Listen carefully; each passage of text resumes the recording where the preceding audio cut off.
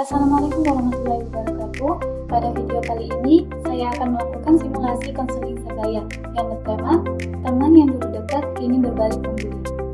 Saya akan menjelaskan tentang latar belakang dari konseling.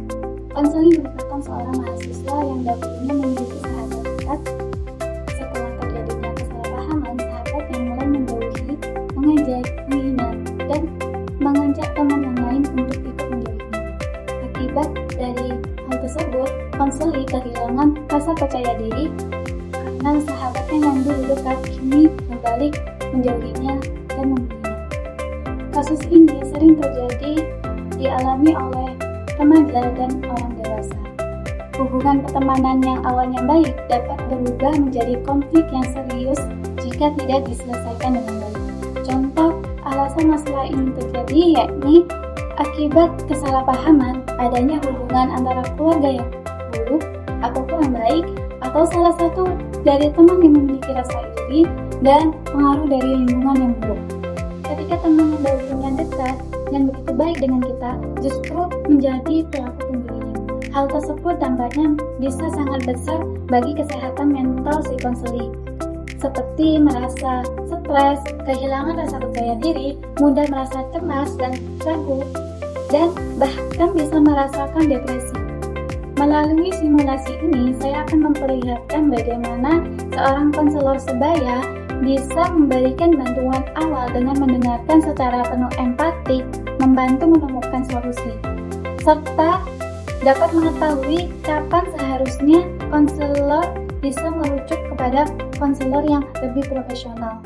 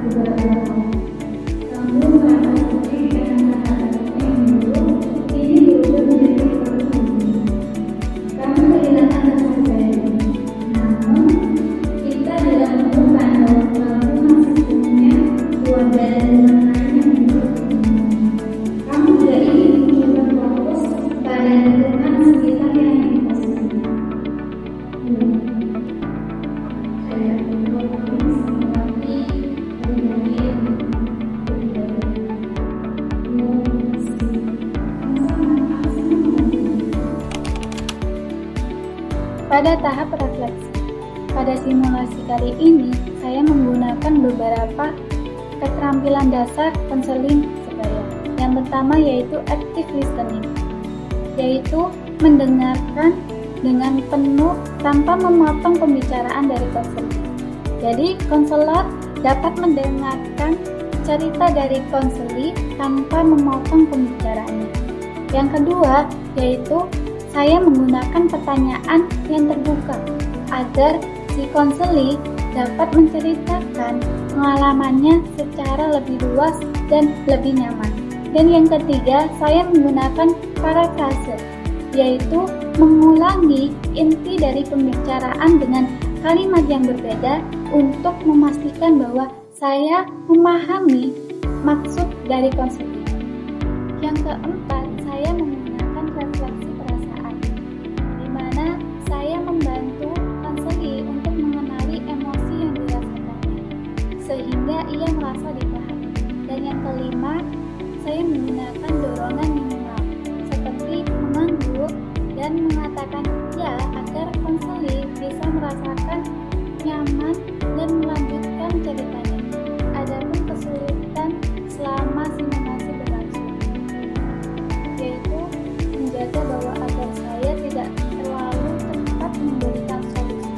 Sebagai konselor sebaya, saya harusnya lebih banyak mendengarkan daripada menasihati konselor. Saya juga menyadari bahwa saya seorang konselor sebaya memiliki keterbatasan.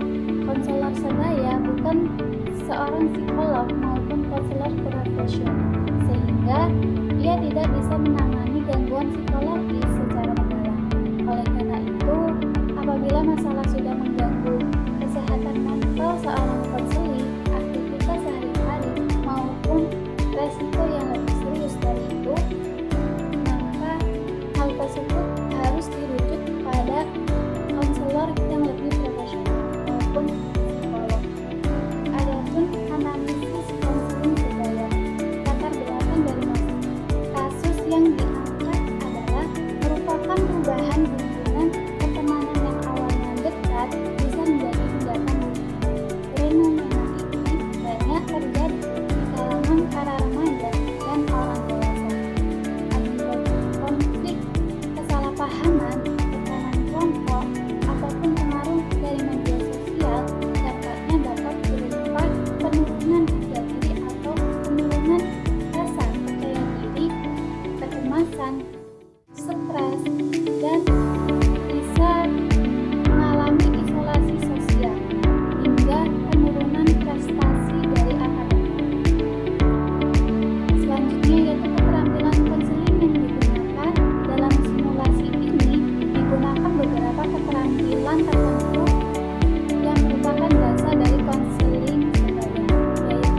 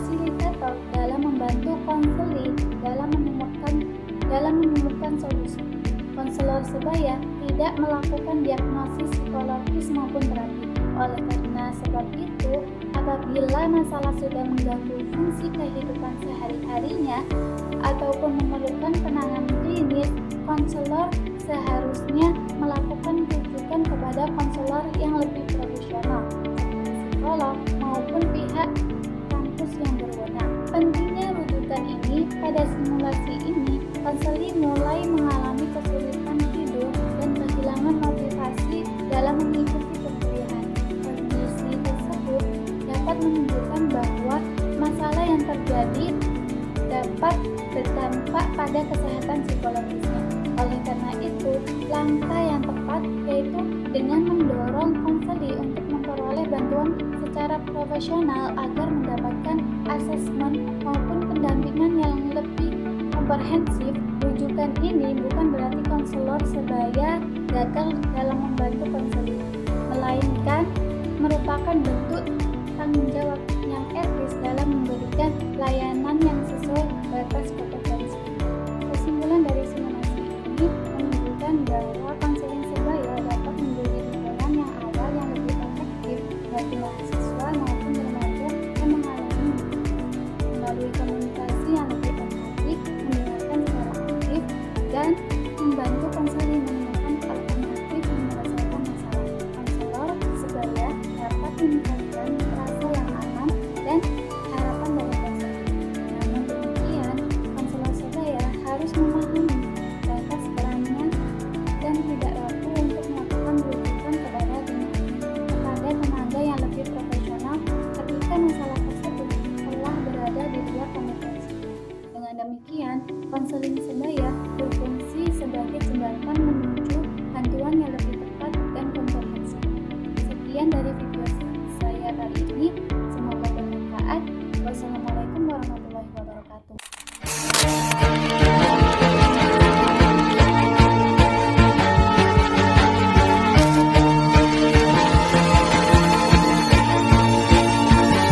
I used to roll the dice, feel the fear in my enemy's eyes. Listen as the crowd would sing. Now the old king is dead, long live the king. One minute I held the key, next the walls were closed on me, and I discovered that my castle stand upon pillars of salt and pillars of sand. I hear terrorists and the bells are ringing, Roman cavalry choirs are singing. Be my mirror, my sword and shield, my missionaries in a foreign field. For some reason I can't explain, once you've gone it was never, never alone. This world, that was when I ruled the world. Audio Jungle.